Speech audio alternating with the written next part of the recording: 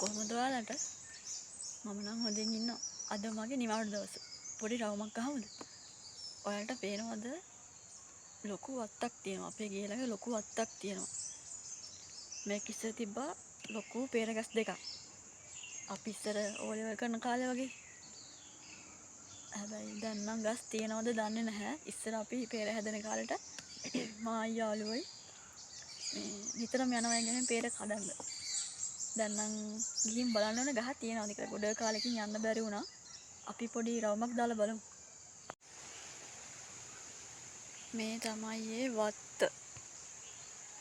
අපි ඉස්සර මං හිතන්නේ ඕ ලෙවල් කාලේ වගේ ඒ පෙරගස් දෙකක් තිබ්බා. දැන් නම් එකයි තියෙන මං හිතන්නේ එකක් නැහැ. ඒක මැරිලා දැන්. ඉස්සර අපි පෙර හැදෙන කාලේට යාළුවොත් එක්ක ඒකට යනවා පෙර කඩන්න. බලමු අපි ගොඩ කාලෙකින් ගියේ නැහැ දැන් අවුරුදු ගානකින්.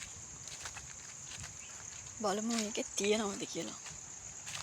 ඉස්සල්ලාම මම ලස්සනයි මෙහි. රම්ටන් ගස් තියෙනවා.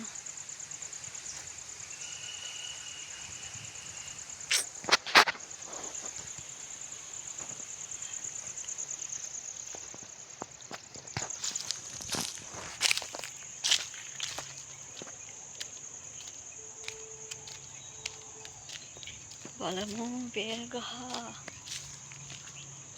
නෑ යාළුවනේ. ගහත් නෑ වගේ.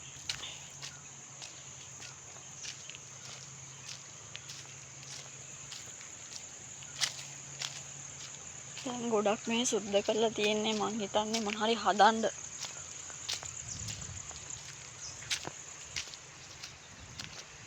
නෑනේ. ගහත් නෑ කියන්නකෝ එතන. එතන දැන් තියෙන රඹුටන් ගහ. මේ ඔය තියෙන ගහ මැරිලා.